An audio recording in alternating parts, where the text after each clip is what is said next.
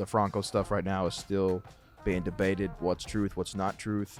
If it is true, 22-year-old and a 14-year-old, absolutely wrong. Can't stand for that. There's no need for you. That's disgusting. Right. That's a career that could be over before it even gets started.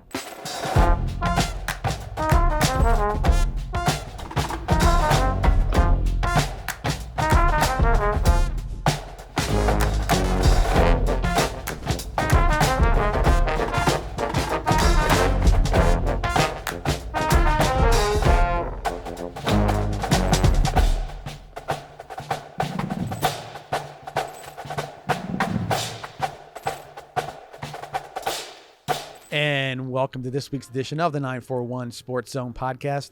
I'm John Massoni here with my special guest and familiar guest, Mr. John Reynolds from SNN, the sports director there up for the Suncoast News Network.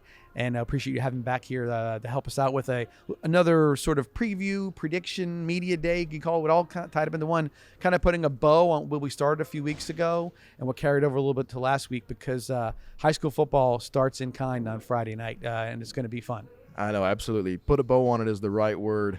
Put a bow on the preseason stuff because the regular season stuff's about to take off. We got, obviously, Friday Football Fever for me coming up this Friday. And a lot of teams are going to be playing a lot of big-time games and get things rolling, the ball rolling. We got a lot to talk about. And I'll tell you the truth. I've sort of was thinking about that today, that a lot of the local teams and a lot of teams in general are really embracing taking on a good opponent, or a tough opponent in some cases, in this kickoff class, that they kind of put a mark on where they are going into the season. I think it's a good idea. And I think we kind of got that testament from the media day we had in terms of whether it's the kickoff classic or just front-loading that schedule in general, testing yourself right off the bat.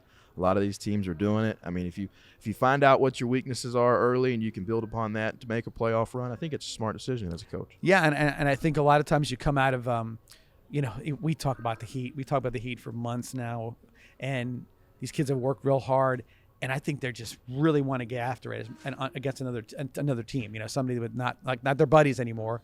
They want to go after another team, and it's kind of good that you're gonna have that momentum builder, or that coming out of that practice and be like, I'm gonna hit somebody. I think they tend to be really good games, and very interesting to see how each coach approaches the final outcome.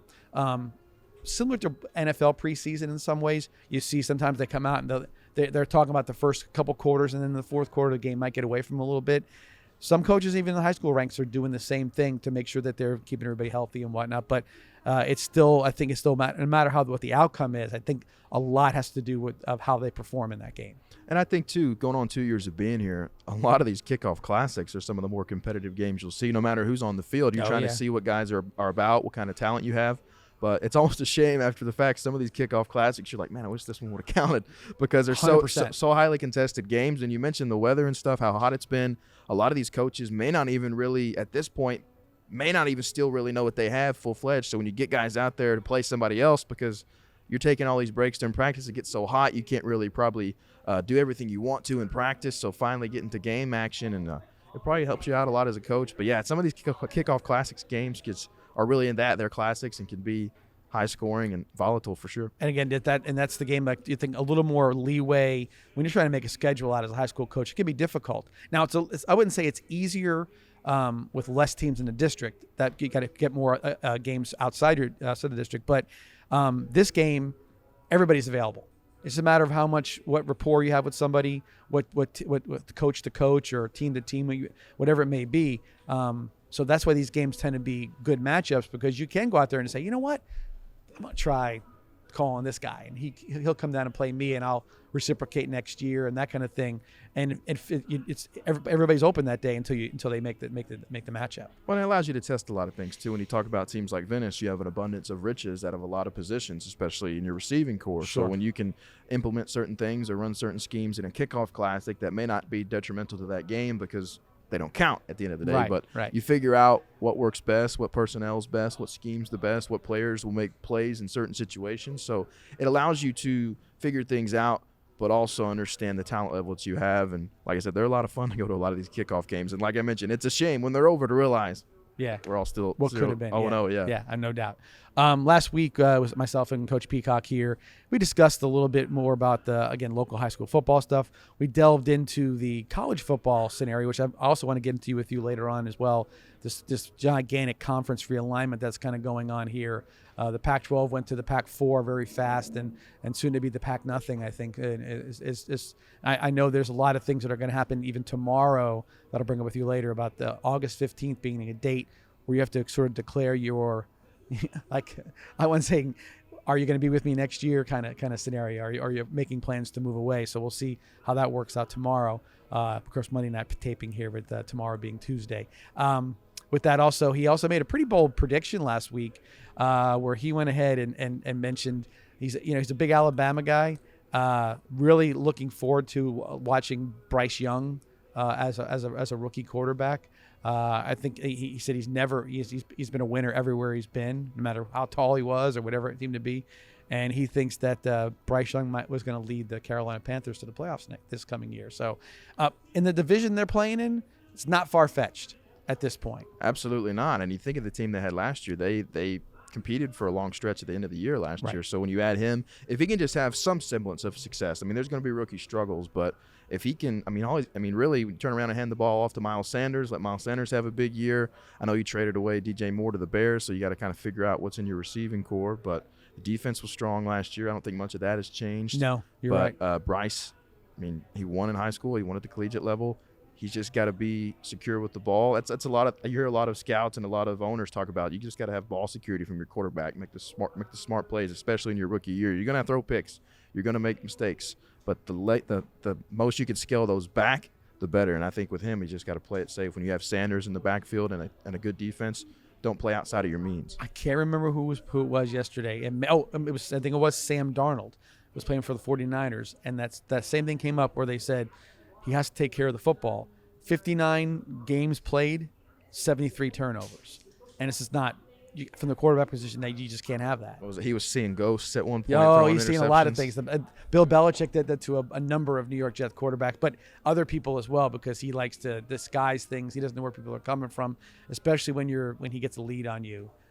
His defenses have been notorious for taking away what you do well and putting people in spaces they weren't there before, and really does confuse a young quarterback pretty quickly. I think, too, the stigma is almost so entrenched now that people understand that a quarterback, especially a rookie, is going to struggle his first years in the league. So I think if you can go out there and just put together a positive year, you're going to have people with more eyes on you than you even expected. And if you go out and do something spectacular, it's a total other world to be in. But if you just go out there and play level-headed and put up decent stats and not really worry about how many interceptions there are at the end of the year, as long as you play it safe, I think you could have a good year. I don't have anything against that. And I will say one thing real quick, and we'll talk more NFL later as well. Quarterback position is always so vital in every level of football. But at the NFL level, there's going to be some guys that are coming through different ways of getting to that starting position. You got Bryce Young coming in. He's a starter. They're going to play him right away. They're going to throw him into the fire. You got Green Bay. We got a guy, you got Jordan Love, who came out, backed up Aaron Rodgers for 3 years, didn't look the part when he was in some games here and there, but now gets his chance to start after 3 years on the bench and see if that was a better method for him. There's some things that definitely have new old quarterbacks on new teams with Aaron Rodgers, and then you got the guys that are sort of not that there's pressure because they're going to lose their jobs, but a guy like Josh Allen, who's sort of knocked on the door a little bit, and Burrow's gotten there, Mahomes has gotten there, the guys he's been kind of lumped into in the AFC especially. Then now you got Trevor Lawrence making his way up, Justin Herbert making his way up. See how he responds to the veteran quarterback coming into his division, younger guys coming up behind him, and then the guys he's been married to as far as where he's at.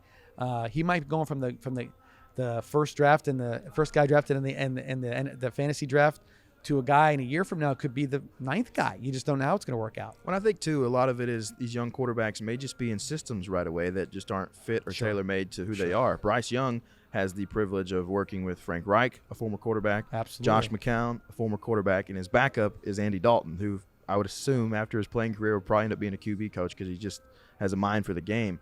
And not to even be a homer or get on my soapbox about Pittsburgh Steelers, Kenny Pickett is a second-year guy. Absolutely. He had a solid year last year, but he's also in the Matt Canada offense. There was a lot of dink and dunk and not a lot of open it up, not making a lot of huge plays. So not saying that I want Canada to leave, but I'd be fine if he did.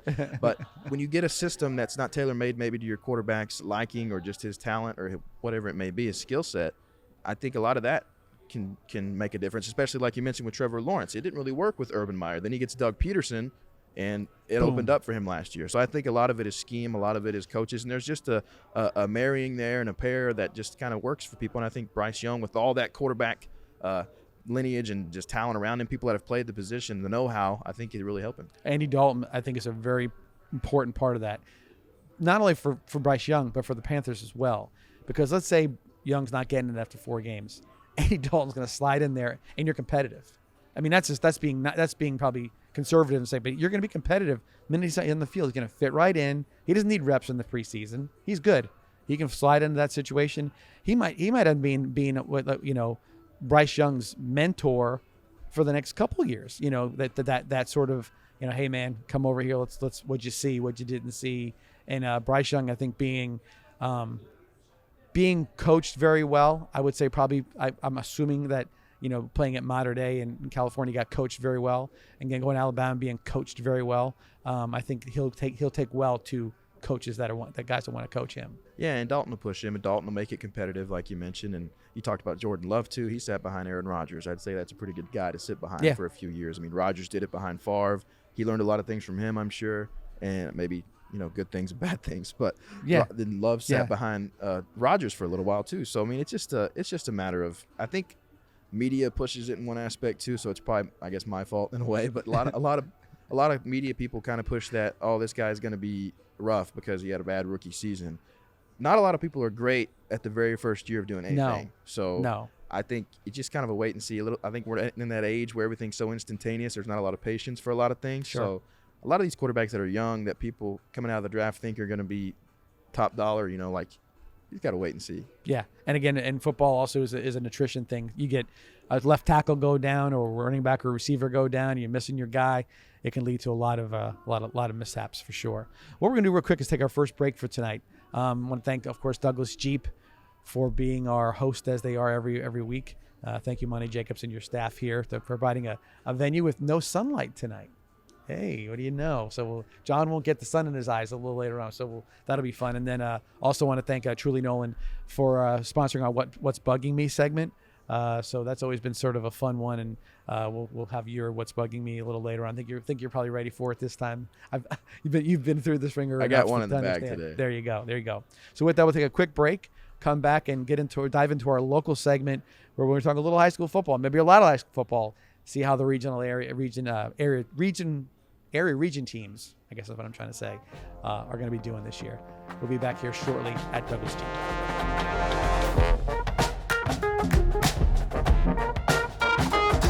It's the Make This the Summer event at Douglas Jeep Chrysler Dodge Ram in Venice. Now is the time to take advantage of these great deals and make this summer awesome. Get a hot deal on the new Jeep Compass from only $299 per month, or own the road in the new Ram truck from only $328 per month. Make waves with a new Jeep Grand Cherokee from only $399 per month. Don't miss the Make This the Summer event going on now at Douglas Jeep Chrysler Dodge Ram in Venice. Who has the area's hottest deals and hot new wheels? Douglas does! And welcome back to Douglas Jeep and the 941 Sports Zone podcast. And John, let's dive right into this local segment we have for tonight with previewing the area teams. We spoke to most of these coaches a couple weeks ago, and again, coming away from that day, really just impressed at how the coaches. Everybody knows that there's X's and O's and workouts and whatnot, but how all of the message was about culture, being a good influence, how they're trying to influence the kids the right way, the game itself, how it's an influence on making these young men better young men. Really was that was a good feeling that while yes they do want to post numbers and do whatever, that they're really there to be mentors and to try to make the best for those athletes to be successful. And it didn't really matter if it was the Venices of the world or the schools that have had a lot of success the last few years. A lot of these schools that have struggled, the Southeast, the Bay Shores, the North Ports, they still had a like-minded mindset. They were wanting to achieve that success as early as we talked about, scheduling early, front-loading that schedule. We want to test your guys, and I think a lot of the culture building is good to see when you think of coaches like obviously Scotty Littles at Booker and a lot of talent this year. We talked about it before the show. I got a lot of success coming out of the area in terms of predictions, and I think there's a lot of teams that may be even flying under the radar that could be better than what a lot of people are thinking. And talking to those coaches, talking to the players really shows and showcases the talent level both on the sidelines and on the field for all these schools in the area. No doubt. Well, let's start right there. 1S District 6, Cardinal Mooney, a two-team district, Cardinal Mooney and John Carroll Catholic. You had mentioned that John Carroll Catholic got Mooney twice last year. Yes. And but we both were saying that we think Mooney's going to have a pretty good year. They're ranked 9th in 1S right now by Max Preps, and so I would say that I think that they're probably right where they need to be ranked.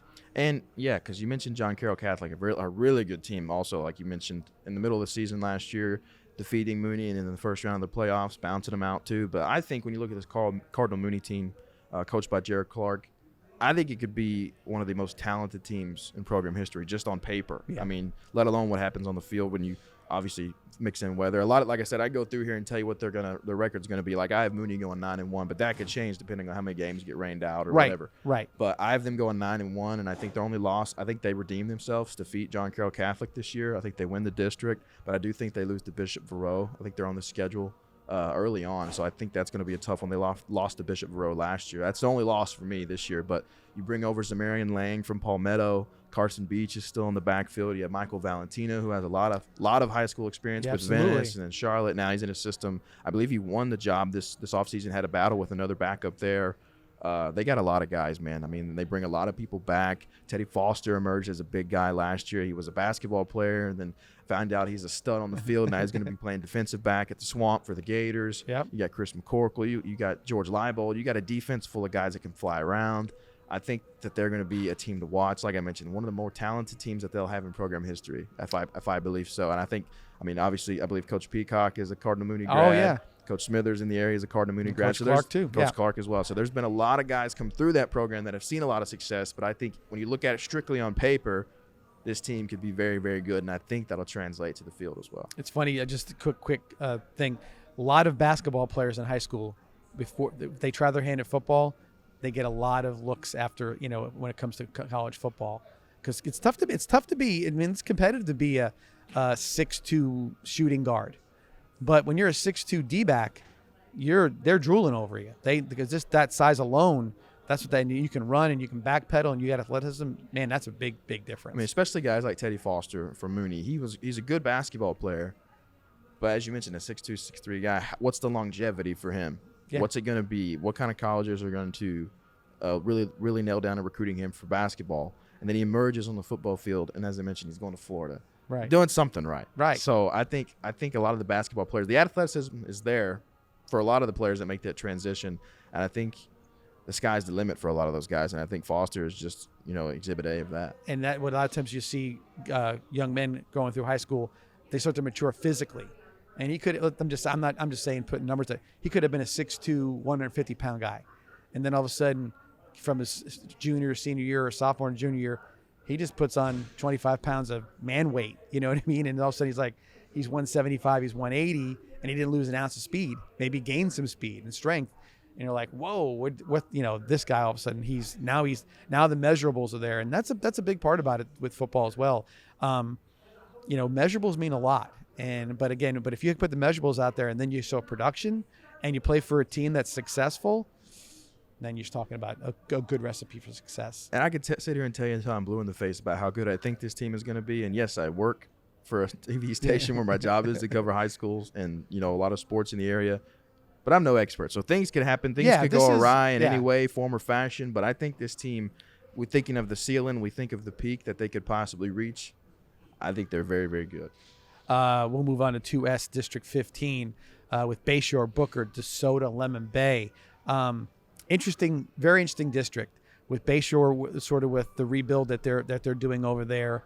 I just got a feeling that's nowhere to go but up. Bayshore's gonna be up. Booker, again, we talked about their rise over the last couple of years. DeSoto, always good. I mean, they're out there. They're always somebody you got to watch out for, and especially in that district. Lemon Bay, I mean, the last few years, they've really become a consistent winner down in Charlotte County. And I think I may have a difference of opinion with you there in terms of Lemon Bay and DeSoto this year. DeSoto's got a new head coach this year. I know they graduated a lot of talent, same with Lemon Bay. So I think both of those teams may be hovering around the 500 level. Sure. But I think, especially in this area, that maybe gets you to a playoff spot. You never know. Bayshore, I think, will take it. There's nowhere to go but up for them. Obviously, winless last year. Coach Sanders made a lot of additions to the staff. Sure did. They bring in a new quarterback. Their quarterback from last year, guy Vincent Pierre, moves to the outside, allowing him to free himself up in terms of with athleticism. They bring in a running back from Sarasota, Jaden Judge, who I think was in a trio of running backs last year in Sarasota. They had a lot of running backs, that's for sure. And I think he was one of the better ones. I think going to Bayshore may help him out. I see them picking up a couple wins, 2 or 3 wins this year. I think that obviously is a step in the right direction. May not ultimately be the success that they want to achieve, but they got teams like Marco Island on the schedule who struggled a lot last year. Also, I think another winless team, St. Pete Catholic, only had 1 or 2 wins last year. So I think they can pick up a couple of wins. Then, like I said, Lemon Bay, DeSoto, it's just a lot of question marks there for me. Booker, back into the same conversation we're talking about with Cardinal Mooney, teams that can go from, middling years, maybe less in terms of what they expected to.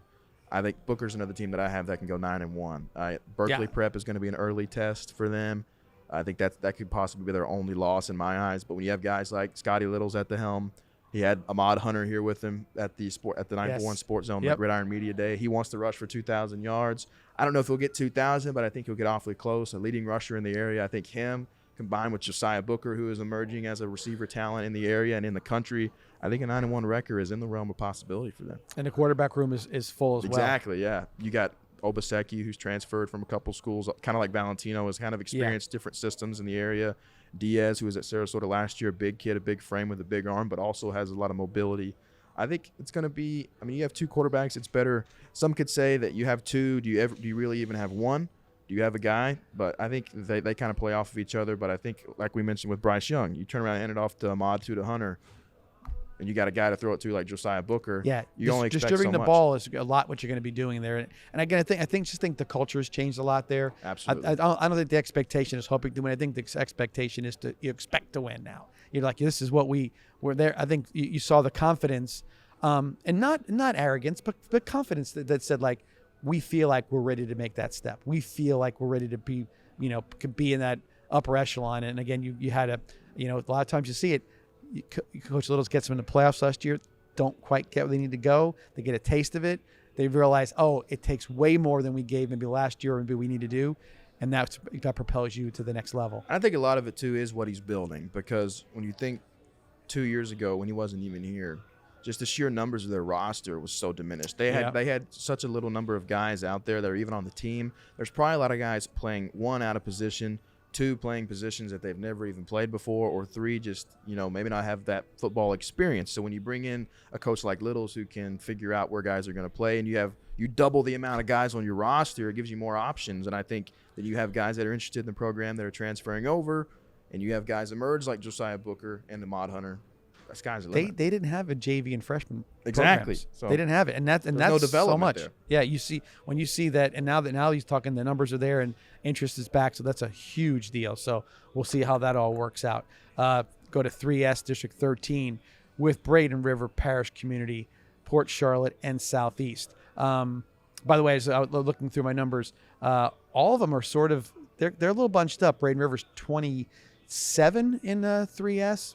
Parish Community 51, Port Charlotte at 15, and Southeast at 41. But looking at that district, you've got, with the exception of Parish Community, all former district guys, that teams that have played in high level in the playoffs, and all with some coaches with a lot of coaching experience as well. I think this is a district that can be very competitive. I know Braden River, I think Coach Bradley mentioned to us it was like 9 or 10 years now they've strung it together playoff runs. I do have questions there when they lose their quarterback, Nick Trier. He goes to Orlando area, I believe where is Lakewood High School at? It's in St. Pete. St. Pete, okay. So I was off there. That's one mark. I was wrong there. So he's at Lakewood High School. Trayvon Pender transfers out of the program. He's at Manatee. We'll talk about them in a minute. I do have questions there where they're going to find playmakers, but I think it's a way that he can figure out to get a team back to the playoffs. But I do think they struggle. I think Parish Community takes a step forward this year. I can see them as a possible 7-win team. They bring Coach Clark over from Tampa, Alonzo. They do play some tough teams, Mulberry, Cypress Creek, George Jenkins, all were 7-8-win teams last year. Southeast is going to be – I mean, they struggled last year as well, but I think kind of like we mentioned with Bayshore, there's only one way to go, and I think Coach Timmons, a fantastic coach. I don't even think we brought it up with him when he was here last about how he was the Buccaneers Coach of the Year for 2021. So he's doing a lot with that program. But I think Port Charlotte's kind of the class of District 13 this year. That's another 9-win team that I have. I have them losing to Bishop Verot, but I was looking at Max Preps earlier today, and that Bishop Verot game magically disappeared. So I don't know exactly if that's been removed from the schedule. I know we talked about that with him, how he was saying the quarterback there is probably elite level, one of the more elite level quarterbacks of the playoff season. And I've heard of him, and he's supposedly Florida State is really hot and heavy on him, and so he's definitely talented. He can spin it. He's an athlete, and he's got some players around him as well. So very good game, and I sort of highlighted that as my with the kickoff classic, but I was reminded it wasn't as a Thursday night game is what it's supposed to be. But even with that, Port Charlotte, you're right. He's got a lot of returners, starters coming back. I think they're going to be formidable, to say the least. I think they're going to be very good. I mean, one question you wonder is they have a new quarterback as well, Eli Manley, also another Venice guy. So he's obviously got a pedigree of success playing behind some guys. But they have Jamal Streeter coming back, who's one of the top receivers in the area. You got Ed Garrier in the backfield, and then Myron Charles, as Coach mentioned, could possibly be one of the top recruits in all of the country.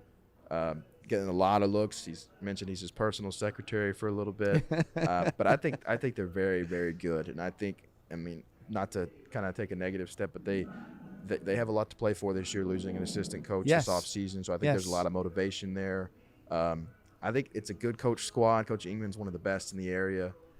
I just think they're going to be really, really good. I think between Booker, Cardinal Mooney, Port Charlotte, and one school who you're familiar with later on, we'll talk about it. I think there's a lot of talent and a lot of potential for some 9-win teams this year. But I do think it's going to be a tough district. I think Parish Community, like I said, is going to take a step forward. Braden River is just I could tell you right now that they win 4 games, and I could look like an idiot 2 or 3 months from now, and they win 8. Yeah. So it's just kind of a coin flip for there. I just want to see who emerges at the quarterback and running back position. That goes back to the coaching though too, because you look at those coaches, they've been there, they've had the success. Sometimes it's just a matter of they do a little tweaking here and there, the game plan right, and then of course there's an expectation of when you've been successful as a program, it just permeates through.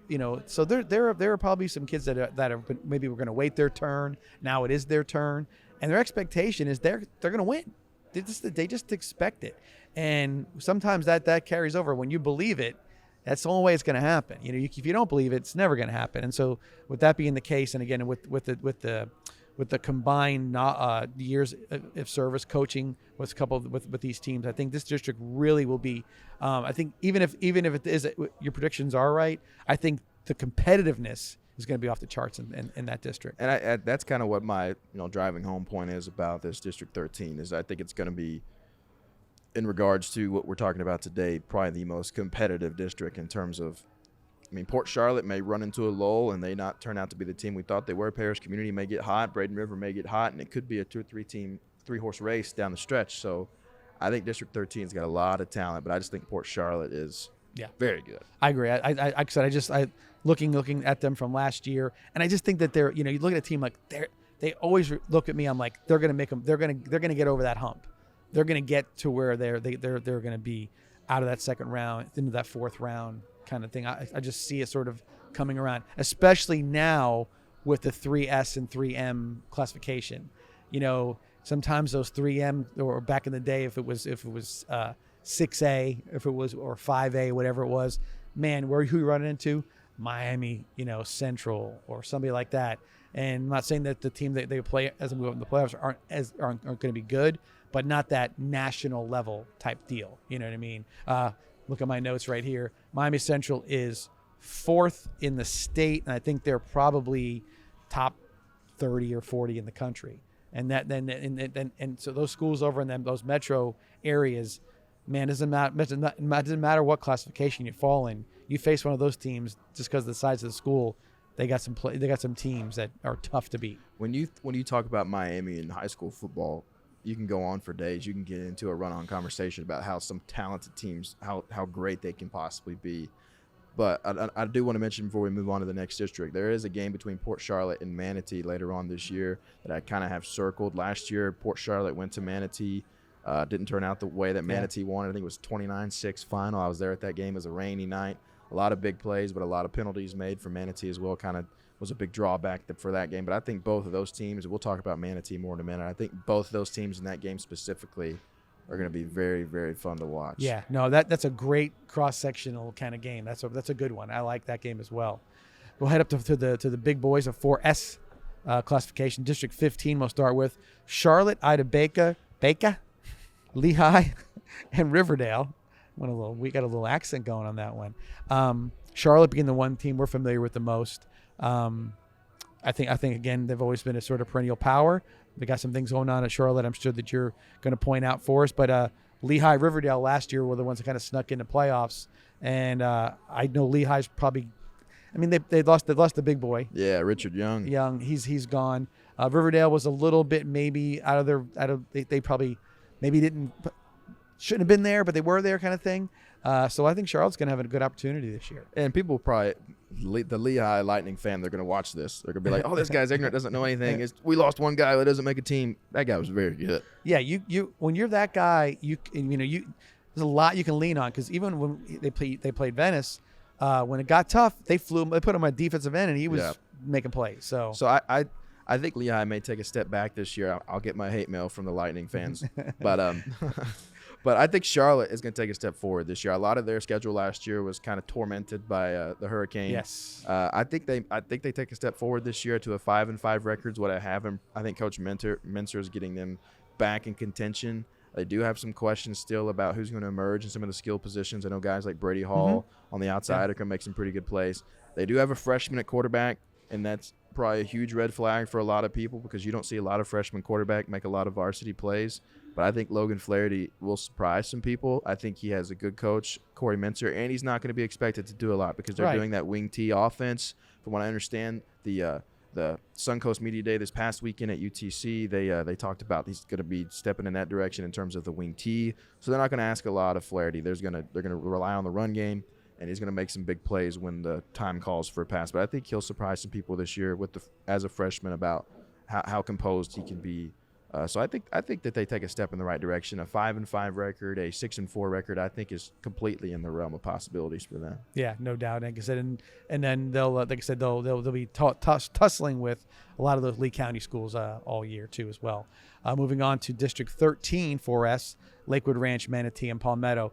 I mean, it's a great trio right there from the Manatee County area. Lakewood Ranch took a big step up last year, and Manatee and Palmetto, obviously the natural rivalry that goes along with that in the district now, which is great. Yeah, and I mean right there within that district too, you have Rashad West leaving Lakewood Ranch, going to Palmetto. So Lakewood Ranch loses their coach and their quarterback Clayton Dees to the same team in the district, to Palmetto. I do think that Lakewood Ranch may take a step backwards this year. They had a great year last year under Coach West, but I think a lot of that offense is changing. I mean, it's easy to kind of say that there'll be a lot of questions to be had there. Palmetto, I think it's going to be a big year from Clayton Dees. I know they lost a few weapons. Adonis Moise going to IMG Academy. We talked about Zamarian Lane going to Cardinal Mooney. Yep. We still have Rock Lodge there. I think the offense will figure itself out. I think when you have an arm talent and an athlete like Dees playing quarterback in the offense with West that he wants to run, throwing the ball, just flying all around, and the familiarity between those two, I think that'll carry over to Palmetto having a decent year. I have them 6-4, possibly 7-3. I have Manatee at 7-3, possibly 8-2. They play a lot of tough teams as well. We talked about Port Charlotte. Manatee also has Venice on the schedule. Yes, they do. Which is going to be a fantastic game, I think, as well. And then Lake Mineola is going to be a tough test. I think it's week 1. They were a Manatee. Playoff team last year. Yes, yeah. I think it was. They were. They went a long way. Yeah. So they went to the playoffs last year. They had They had a pretty good team. That's a tough test for Manatee out of the gate. I think, if I'm not mistaken, that's on the road too. So that's a tough test for them. Coach Jacquez Green, but they got both of those teams, Manatee and Palmetto, both have brand new turf fields this year as well. I know Coach Peacock had some stuff to say about that on Twitter this past couple weeks. But Manatee's got some great guys. We talked about Trayvon Pender leaving Braden River, going to Manatee. Him and Corey Sanders, Category 5, Corey Sanders in the backfield for the Manatee Hurricanes. I think that's going to be a crazy 1-2 punch to watch at the running back position. And then if you don't know about him, Ian Johnson Kelly is a 3-star defensive lineman for the Manatee Hurricanes. They call him Big Chicken. Okay. That's a big dude. He will mow people over. Every time I did a Manatee highlight last year, John, it was every other play was Ian Johnson Kelly with the sack, Ian Johnson Kelly with the tackle for loss. He is a difference maker for them, and I think he takes an even further step forward this year. Manatee's going to be good. I think 8-2 is the ceiling for them. So I said, but Manatee though, that if you go back to every Manatee team I've ever seen over the years, it goes down to they always got some guy on defensive line that just is ripping it up every single time, and running back, they just come at you. One guy's 6'3", 240. One guy's 5'8", 160, and you don't know what's going to happen next. And they've always had that. It's almost like a brand with them. They are just have those guys that just are just performers, and they show up. And when they show up, they come ready to play. There's no doubt about that. And that goes. I mean, Coach Green had to take a couple steps back. It was a little tough on him when he first got started. He was thrown into the fire right away, and I think he had to cut his teeth a little bit and get himself used to being the head coach. And he's done a great job ever since that first year, and it's on the up, and he's keeping those guys in at Manatee. I think they're going to be really good. I mean, we talk about Alvin Johnson and Jamaris Wilder for Venice being a great 1-2 punch. I think Pender and Sanders can be that, the thunder and the lightning. I mean, really, one is the speed back, one is the guy that kind of eats those yards. So I think they're going to be very good. And they had 2 quarterbacks last year that you would see a lot. They would tool a lot with more of a running quarterback at Johnny Squitieri, and then Andrew Heidel was kind of more their air it out guy. Squitieri's transferred out of the program. Heidel's still there. So he's probably going to get a more brunt of the load this year. But then again, we revert back. When you have guys like that in the backfield to hand it off to, it makes it a lot easier for that quarterback to make bigger plays when you can. Absolutely right. When you can hand it off to those 2 guys and the defense kind of bite on that run eventually, and then it allows for the pass to open up late in games. It's amazing how when you play Manatee back in the day, they were at a lot of 2nd and 3s. This 2nd and 3 is a great down, man, because you're in offense, because you can just do whatever you want to do at that point. So, and that's if they have the similar situation, Manatee football will definitely be on the rise this year. Watch out for Big Chicken, Ian Johnson Kelly. I'll be using that one when I do the live stream. I'll have to keep that in my back pocket. It's Ian, E-A-N, so it's spelled differently, and he goes by the Big Chicken. So that's what it'll be called. He's an anomaly, no doubt. And last in the 4S category, District 14, Riverview, Venice, and Sarasota. Again, it's one of those things where rivalries are right there. You've got Venice, Riverview, Sarasota, Riverview, Venice, Sarasota go ways back. This is old school Sarasota County rivalries. Everybody the same size school, and it ought to be fun. The games that are played this year for sure. It's going to be really, really fun to watch a lot of these teams. Riverview, I have a lot of questions about. I want to know what quarterback emerges there, because they have 3 guys. One didn't play in the spring game. Yep. Braxton Thomas coming over from Arizona, which he had a lot to say about how Arizona football isn't respected. So I think he's got a point to prove. Sure. But then you have Jeremiah Dawson, who's relatively new to the quarterback position. Last year had a solid year for them. Anthony Miller, another guy coming over from Venice, who has a huge arm, has a lot of athleticism. I want to see who takes the step forward there. I think you'll figure that out in these first couple of weeks. I do have questions at the skill positions like wide receiver. I know DJ Johnson in the backfield is going to be fine. Another one of those guys you can rely on heavily. But I think losing guys like Charles Lester going to Venice, and I think Anthony Campbell is kind of their star receiver right now, if I remember correctly. But I do have questions about who else is going to be there. And I do think, too, a lot of people forget Luke Petita, the tight end for them, was a big, big talking point for them. He did a lot in the run game, blocking. He made some big plays through the air, and now he's at Holy Cross, going to be a fantastic player there. So I think people tend to forget how crucial a tight end position can be. And I think there's a few losses there for Riverview that kind of have me question them. But they're a team like like Braden River, that could very well be a 3-4 win team, but could also turn around and win 6 or 7 games. And again, when you play review, the interior offensive line and defensive line are always going to be good. They're always they just usually dominate the interior line of scrimmage, which is really good. If you're right, if working out this quarterback situation is going to be a big part of their success, that does someone step up and rise above the other two to become the surefire guy? You don't know. I mean, but you they're going to go with somebody to start with, but you don't know if that's going to be the guy they're going to finish with. And so that'll be a big decision for them moving forward to see where it rolls and how successful they're going to be. And that's a good problem to have, I would say. I mean, like we mentioned earlier, some people say if you have more than one quarterback and it's kind of a deep competition, it's like, well, do you really have your answer at all? When you have 3 guys like that, from what I've seen from Dawson last year, he commanded their offense really well. Granted, he had a lot of talent around him. Anthony Miller, just from sheer highlights and what I've seen from summer camps and things like that, which those only say so much. You got to see him on the field. He seems like he's a talented kid, maybe a smaller frame, but he's got a lot of talent, a lot of power in his arm. He runs well too. And Thomas Kidd, I think, is kind of the unknown coming from Arizona. See what he has. From what I hear too, there's people that pop up in my DMs all the time saying this kid could be a top quarterback in the whole state. So I really want to see who takes that step forward, and it's a good problem to have. And then another quarterback in this same district, Sarasota, that I do have a question about is Mikey Bendever, who takes over for Sarasota. He kind of showed up on the scene late last year. Yep. We mentioned Alex Diaz earlier was kind of the consistent quarterback for them all season long. And then there was a switch made, I think, going into the playoffs, or maybe that last week or the week before the playoffs. It was real late. And Bendever played well late. And I think, from what I understand, it's his job again this year. They got a new coach, Josh Phillips.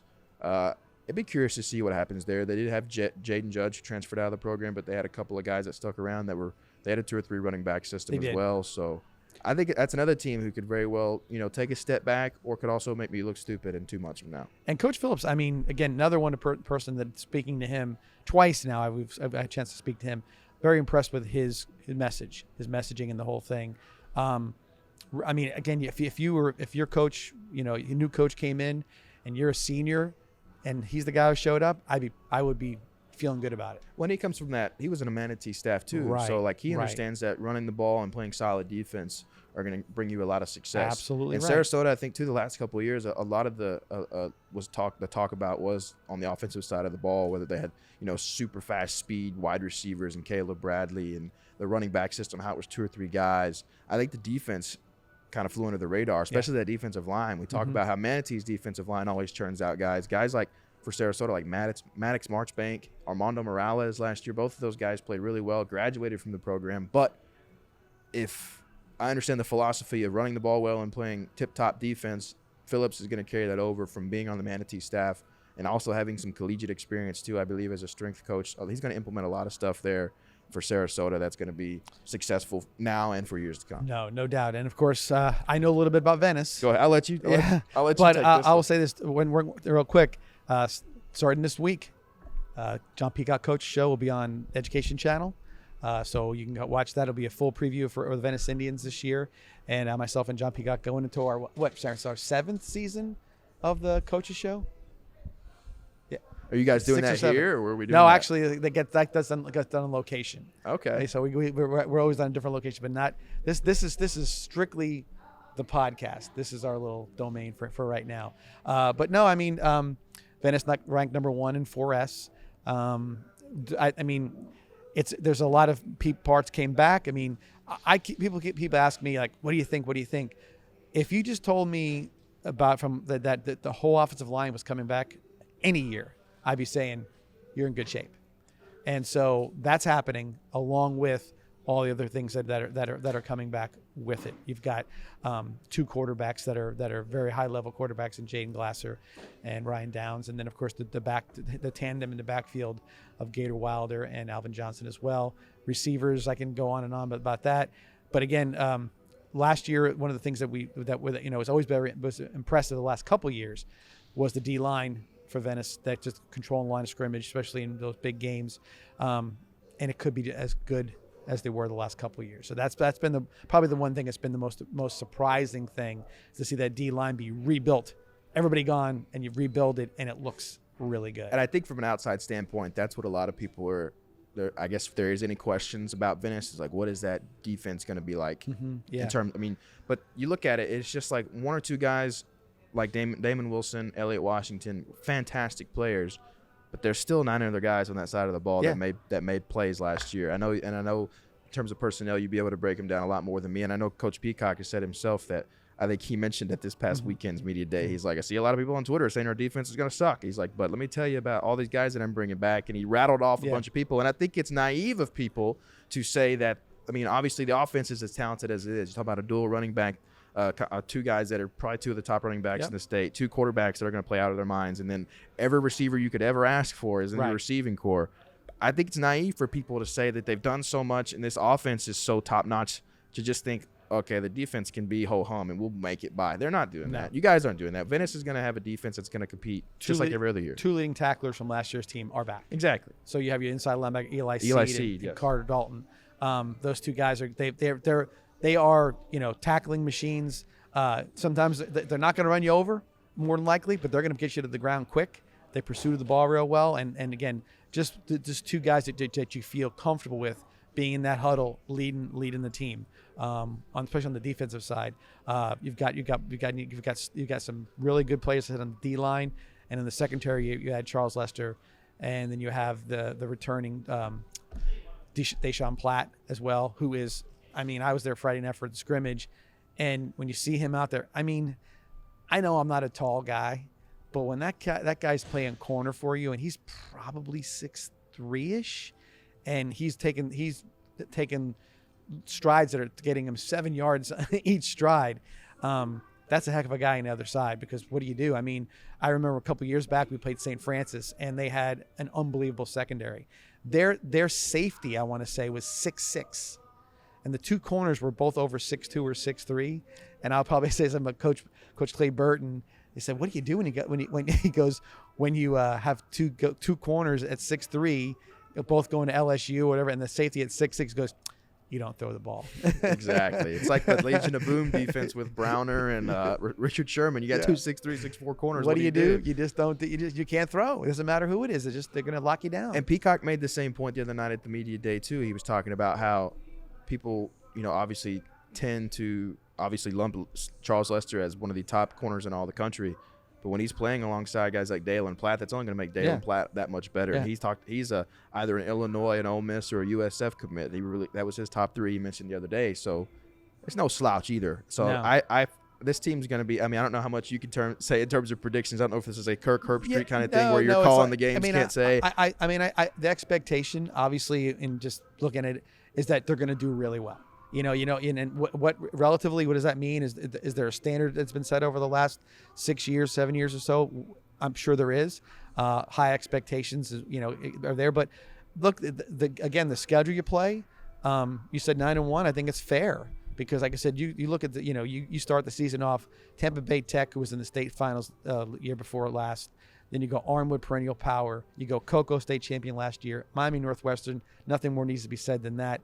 Then you get into the heart of your district, and you play Clearwater Academy International, which is a top. I'll tell you right now, they are number 6 in the state overall. So again, another really good program that's sort of on the rise, IMG-ish in their what they're doing too. So it's going to be interesting to see. But I think, again, I'll go back to my prediction from last week. I think there'll be 3 regional champions coming out of this area, and that's not. I don't think it's a stretch. I don't think it's being pie in the sky. I think it's legit.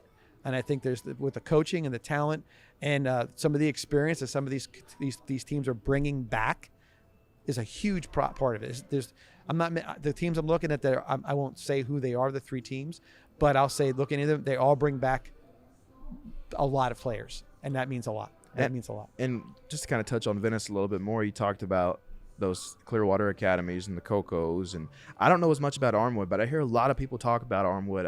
I think last year they were 6-5, but I know people say that a lot of people have eyes on that game right out the gate. I don't know, that's just my lack of knowledge and information about them, but I think Venice is bound for another state title appearance. I really do. I've come to knowingly understand that I'm going to be in a state title picture covering it in some aspect with Venice. So And I know as of this last week, reports were talking about how everything's kind of possibly going to be in Tallahassee this year. Yeah, there's this. It's always some sort of jumbled up. I would, in no indictment of the FHSAA, but they sometimes fly by the seat of their pants, and they're trying to. They make decisions late in the game and early in a lot of different things like that. Because the smaller classifications do play a week ahead of time in Tallahassee, because that's where they're all from. Most of those Gene Cox, right? Some of the smaller schools. Yeah, and so, Florida A&M now, I think, is where correct. they're thinking about putting everybody, because they renovated everything. Yes. And I'm thinking, okay, it's, because I don't think last year there was a lot of those smaller schools at Gene Cox that we went and covered. So from S&N standpoint, it was like, okay, all of our eggs are in one basket at Drive Pink Stadium, Fort Lauderdale, 3.5 hour drive. We can get there. Now it's like, okay, everybody may actually be 5 hours away in Tallahassee. So it's like, we'll figure it out, but oh my goodness! Like, yeah, and the only thing I'll say about that, the weather will be significantly different in Tallahassee than it would be in Miami. That's true. Or Fort Lauderdale, because it was definitely different. And then one more thing I want to say about Venice, Charles Lester III coming over, I think he's going to make a huge impact. Obviously, the defensive side of the ball, I think he's going to be a lot of people that are going to not want to throw at him. So I think Dalen Platt will make a lot of plays on the defensive side of the ball, because he'll be attacked a whole lot more. But when you think of him as a receiver as well, I think a lot of people may be thinking that he's going to be a go-to guy for you guys for Venice.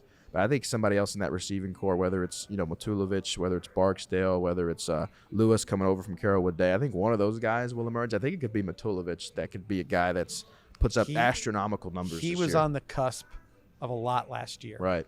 There was almost like you could see where he was like you saw. There was just a second look. He was going to make some more plays.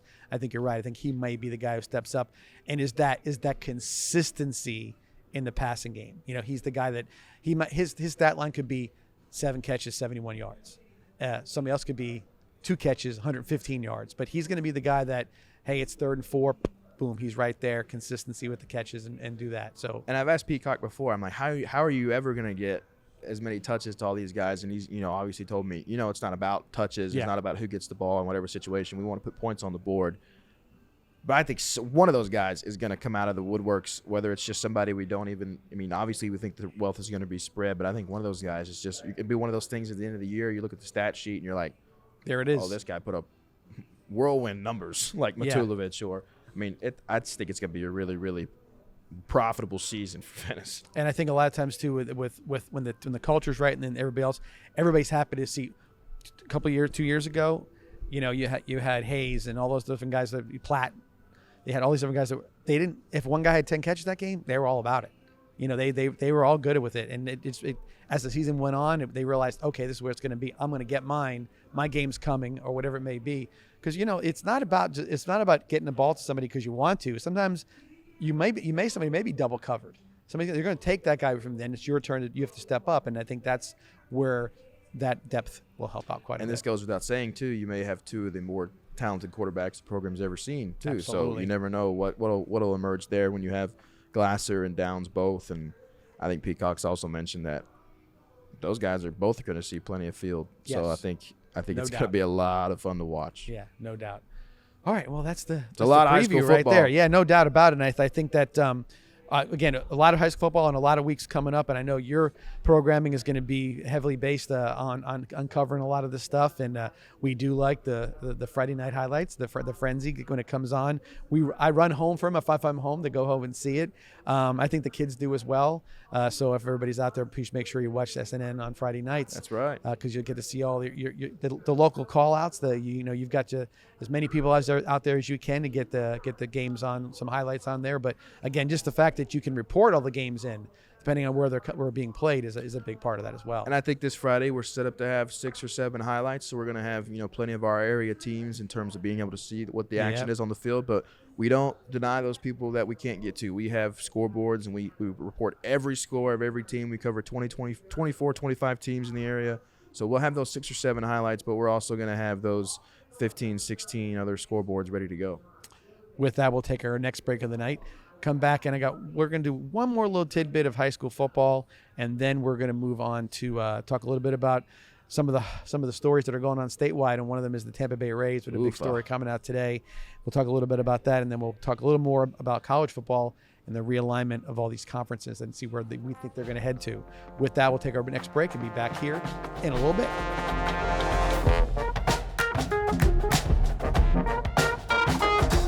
It's the Make This the Summer event at Douglas Jeep Chrysler Dodge Ram in Venice. Now is the time to take advantage of these great deals and make this summer awesome.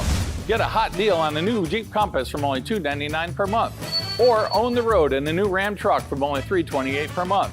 Make waves with the new Jeep Grand Cherokee from only $399 per month. Don't miss the Make This the Summer event going on now at Douglas Jeep Chrysler Dodge Ram in Venice. Who has the area's hottest deals and hot new wheels? Douglas does! And we're back here at Douglas Jeep, and we're back to talk a little bit more about high school football real quick. Of the Sunshine State teams. Oh, yes. Okay. Give me your, give me your analysis there. Who do you think's going to rise above the rest in that classification? I think Outdoor Academy is a juggernaut. I talked to Coach Hallway the other day, and he was saying we're big, we're bad, and we're better than last year. And you were 9-1 last year, and if you can tell me that you're better than last year, bringing most of your roster back, I have no negative thought to say about Coach Hallway and that crew. I think they're going to be a fantastic team. I think St. Stephen's is going to be good again this year. I think Evan Brown moving from running back to quarterback, I'd like to see how that pans out. In terms of the 8-man guys, Coach Favero and the Classical Academy, I think they're going to take a step forward this year. There were some struggles last year. Still kind of a fledgling program, obviously. I think Sarasota Christian, though, is kind of the man of the 8-man game. Coach Spin, coming from Texas, has figured out Texas football. He's came here and figured out 8-man football. And when you have Ben Milliken, the Miller man, who Miller can, I think he could play 8-man. I think he could play 11-man. I think you could put him in any of these schools we talked about previous and put up the same numbers. He's so good, and I think that team's going to flourish you again. Just teed up what I wanted to say. So after media day, I was pleasantly surprised to talk to a number of my friends that follow high school football who were excited to hear that kid talk and know about him and how what he's doing, what he's done.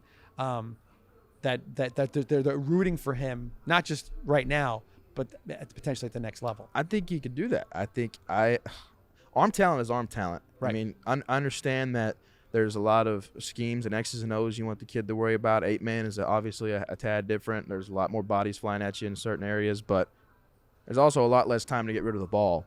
So I think he's making a lot of plays in even a quicker of a fashion than can be expected in the 11-man, the normal man game. So I think he's very uber talented. He's done a lot this summer to kind of get more eyes on him, and I think they got a lot of guys coming back too that can make a lot of great plays for him. No doubt.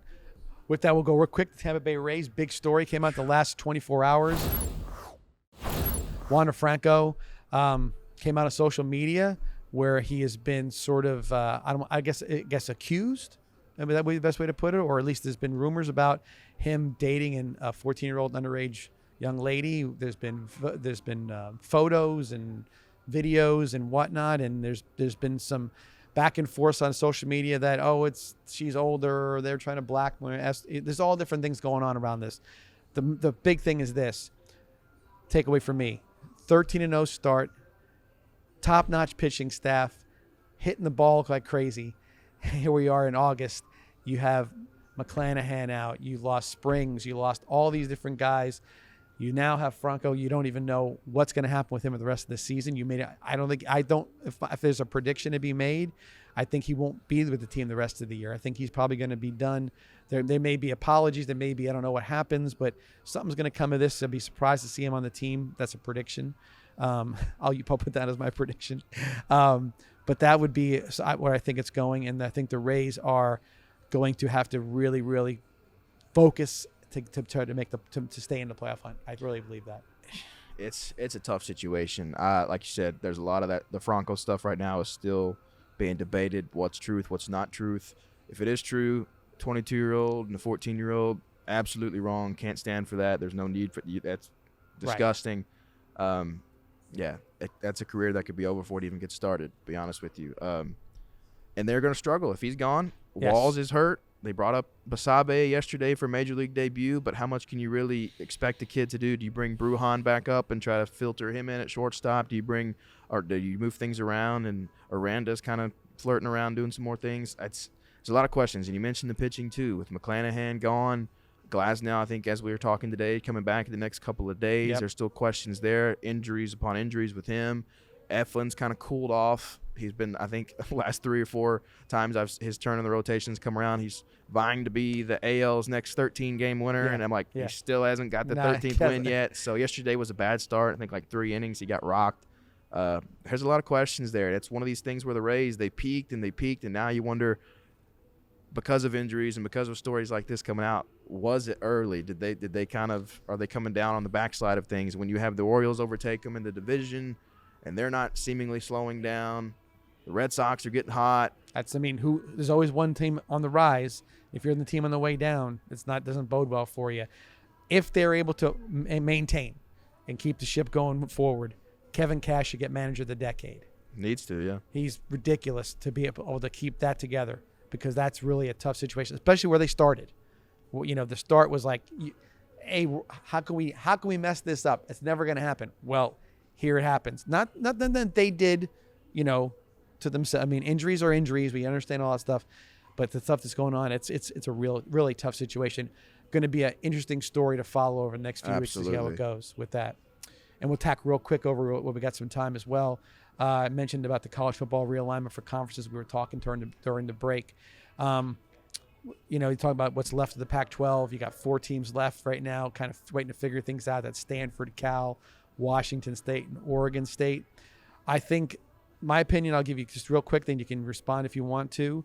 I think the Big 12 is more of a big winner than anybody else. They made themselves relevant with the moves they made in the last few weeks, or with getting these different schools to come over. Utah, Colorado, Arizona State. Nice move there.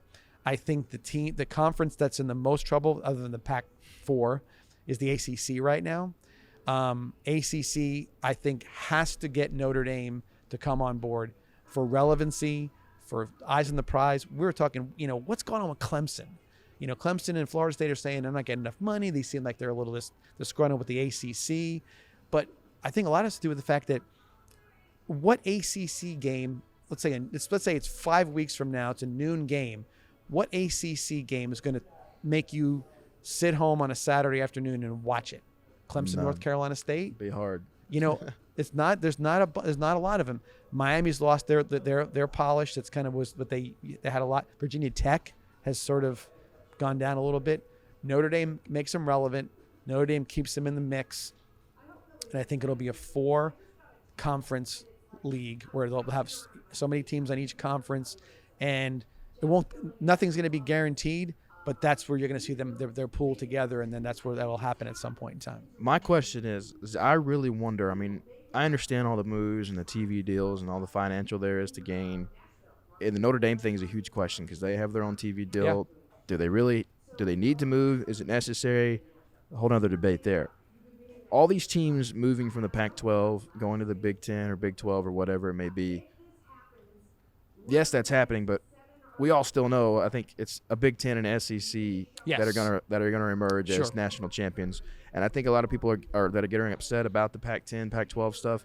We talked about it a minute ago. USC really was the last formidable team that came out of there that had an opportunity of possibly even playing for a national title. And the guys that were on that USC team are retired from the NFL. Clay Matthews, Brian Cushing, those guys aren't even playing anymore. So that just talks about the relevance of what the Pac-12 has been like. And you have the Oregons and the Washingtons I'm here, but you get knocked out by 40 points by a SEC team. So it's like these teams making these moves, are they really yes, it makes, the Big 12 a little more sexy, I guess. It makes the Big 10 a little bit more, eyes on, but the Ohio States obviously coming out of the Big 10, I mean, in the SEC, are these moves really going to matter at the end of the year? Is it really going to make any kind of difference other than it being lucrative and financial? You know, like what's really the big change? And like you said, I think it could very well turn into just, these 3 or 4, and then it's just the ACC may be done away with, and it's just fight for all. But we all know the end all be all is still SEC and maybe 1 or 2 Big 10 teams. So. Right. No doubt about that. Going to be interesting how it all plays out. Money talks. We know that for sure. It's so confusing too. You just get lost in it sometimes. Right. And you're going to look at a conference and like, where is everybody at in this conference? And they're, so it's just going to be. This was going to happen. They knew it was going to come. It happened a little earlier maybe than they expected. They put their playoff system in place for 25, and so that's ready to go. So I get so shocked too that it happens so close to the year, and I know it's for next seasons and seasons beyond, but to be like, hey, you got a game in a couple months. Oh, well, guess what? Actually, we're out of the conference after this year. Next week there'll be even more shakeups. We don't know what's going to happen next before the season starts. With that, we'll take our final break of the night and come back and do our What's Bugging Me section and our predictions, our truly Nolan What's Bugging Me section when we come back here at Douglas Jeep with that segment. Talk to you soon.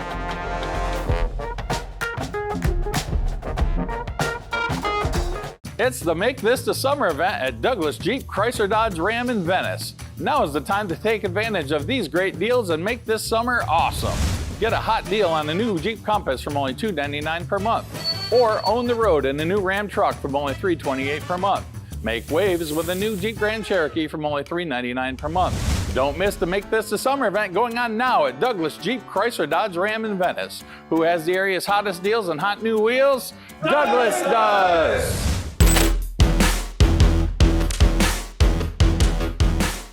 Back here at Douglas Jeep for the 941 Sports Zone podcast wrap up starting with the truly Nolan What's Bugging Me segment. And John Reynolds, you're my guest tonight, so you get to go first.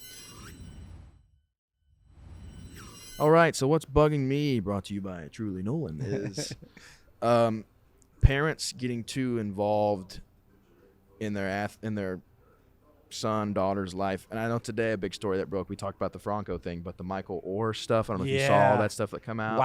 Wow. Blindsided by the blind side. Michael Orr, obviously left tackle at Ole Miss. The whole story was made about him, the blind side with the Tuohys thought to be adopting him, and now he's saying he figured out the last couple of years that it was just a conservatorship. They had tricked him into pretty much signing his life away to them for their own financial gain. But then there's also reports that he knew about it, he was aware of it, and it's a whole rigmarole. That's just kind of, setting my point. Just if you're a parent and your child is involved in a sport, just be a parent first. Don't be an agent. Mm-hmm. Don't be a coach. Don't be a contributor or whatever, a liaison or a bridge to whatever. Just be a mom or a dad. Love your kid for everything you have.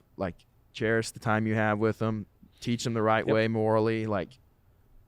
Let their athletic career play out on their own laurels. Let their own athleticism, their own character, their own, self-worth, their academics, build them up to get them to college, to get them to professional level. Don't take such an advanced role that people may not even recognize you as mom or dad. They may be like, oh, that's John Musoni's agent. Oh, no, that's just his dad.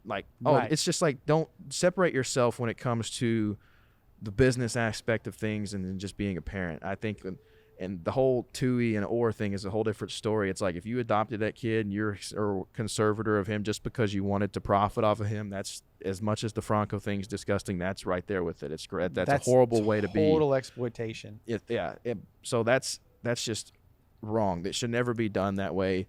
And if you're in a position to adopt or anything like that, don't think about it in those aspects. Be a mom or a dad first. Think with your heart first. And I think I don't know. I think a lot of parents now, I guess, reliving their own glory days or their own faults where I could have went to 4 different schools, but I twisted my pinky toe and now I got to go to coal mines or something. So I think it's just be mom and dad. Let everything else, if it plays out in their favor by their own doing, great. If it doesn't, there's life after sports. So it's just I think just take a step back and just survey what's going on and let them be the athlete they're meant to be. I've had dozens and dozens and dozens of parents, what can I do to make my son better? What can I do I'm like, make sure he gets good grades. Yeah, make sure he's good in the classroom. Make sure there's food on the table. Make sure there's a roof over his head. Make sure he's safe. Make sure he has no worries. Let the people who know do what they need to do. And that's what happens, and it'll happen. And it's a little bit of that, chasing past glories and whatnot, and then being overly involved in the situation and over expectations. It rubs kids out. It wears them out a lot of times. And what happened to so-and-so? He got tired of it. Why? Well, he had to hear morning, noon, and night. And it's never going to be the same. And the whole Michael Orr thing was just kind of to paint the picture, which if you read into that today, that came out, and that's also 2 weeks from now, I could be very ignorantly wrong about that as well. Yeah. That could turn out to be something that Orr is doing to kind of stir up after 14 years or whatever. And I know there was reports of the book is different than the movie, and the book says that he wasn't adopted, Right. or the book says he was adopted. The movie never claimed that he was adopted, but then he says he just figured out that it wasn't adoption this whole time. So Right. there could be a whole lot of things that could go into that. But if it finds out that they are just profiting off him because his athletic ability, it's a lot of shame. It'll fall somewhere in the middle, and Yeah. that way, even with that could be a little bit of a not a good story Right. altogether. What's bugging me, because John Peacock's not here, I can say this. He ain't running for the door. I'm going to talk about some golf, There you go. and I'm going to talk about Phil Mickelson. Oh, that's the Lucas Glover. I thought. Phil Mickelson, real quick. He bet, according to what I guess Waters' his last name is, or Walters or whatever, writing a book, that he bet $1 billion With a B. $1 billion on sports. $1 billion. Lost $100 million just on the juice alone, which is what you pay to make the bet. Lost $100 million. Okay, and all is said and done. There's been denials. He's the guy who turned evidence against this guy that wrote this book. Why he put him in jail. Phil did. And Phil is now, takes the obviously no denials on whatever else it was, but his response is, "Hey, thanks for being concerned, but I'm going to be a billionaire anyway." Okay, which is the same, which is what with Live in particular, which is so off-putting about it. Okay, because while we all know that athletes make a lot of money, and rightfully so, I have no problem with them making money. But when you're that much of an arrogant ass to go ahead and to try to destroy the product that you brought, that made you what you are, and then to say the things that he said over and over again about how scary the Saudis are, but hey, what are we going to do, and all this, and now taking some sort of victory lap about his gambling habits. How do you think his wife feels when he says that? Okay, she fought cancer, all the different stuff, and he's all, don't worry about it. I blew $1 billion, whatever it may be, or I blew $100 million. To do that and then align himself with these other guys that are just sort of shady characters to begin with, and to be still walking around like my stuff don't stink. That is, and I like the guy as a golfer. I think he was great. His shot making was great. He was always exciting to watch, for good or bad. He blew a lot of opportunities, but it was fun to watch. Screw him. He's an idiot, and he bugs me a lot. Maybe the golf etiquette should creep over into real life, and he should be a little more quieter sometimes. Yeah, exactly. But it takes golf. Golf is an expensive sport to a whole other level. No doubt about it. And he did it on the course, and he did it off the course, and anything you can imagine, he bet on. I'm sure of it. I watched an interview with I think it was Pat McAfee. He was talking to Bryson DeChambeau, talking about gambling with the lefty, with Phil Mickelson, and there was like a lingo. He probably was in jest, but he's like, "Oh, you want to spend a G? You want to bet a G on this one?" Most people think a G is $1,000, 1,000, but it was actually like $100,000. Yeah. So it's just like, it's a whole different. It's just a whole different ball game when it comes to that. But yeah, I used to, growing up watching golf with my dad. My dad loved Phil Mickelson and like the golfer. There was such like just a story behind how he played, just how he represented himself, represented the game for a little while, just how he was, kind of a lure. But now it's just like it's just all crumbled away. And if I were to talk to my dad about it, which we hadn't talked about it, I would sure his opinions definitely changed too. No doubt. But yeah, have the golf etiquette creep in a little bit more and just keep a little bit more quieter. Yeah, no doubt. Prediction? Oh man, a prediction? Are we just gonna go based off of? Yeah, you can go back to the high school side of things. Well, I don't know. You kind of listen. Yeah. You kind of poked around a little bit. I think you made enough predictions that we can find a few out of there. But I think you like. I kind of want to go off the. I'm trying to think of what's going on currently that I could even predict, aside from high school stuff. I said that Venice was going to get back to a title game. I don't think that's too much of a prediction. That's kind of more of a spoiler, probably. Man. But go ahead with yours. I might. Well, I'm going to stick what I said before in regards to the predictions. What was I? I remember I said I was going to. Oh, Franco not being there. I think Franco's done for the year. That's my prediction. He's done for the year. Yeah. Man, I think I really have to deep into the 1S level in terms of what kind of competition is there for Cardinal Mooney. Okay. But I think if Cardinal Mooney, if they can strike the match and stoke the fire while it's hot, I think Venice may not be the only team in a state title game this year. I think Cardinal Mooney has the makings on paper of a team. Think of every position they break down, that that they have elite level talent at each position. I'll just say it. One beating around the bush. Cardinal Mooney will be in a state title game this year. And Nice. And I'll probably be like, looking back on this, who knows? Could be Listen, very wrong, or I could be looking back and be like, hey. But I think the area is deep. I think we both see it the same way.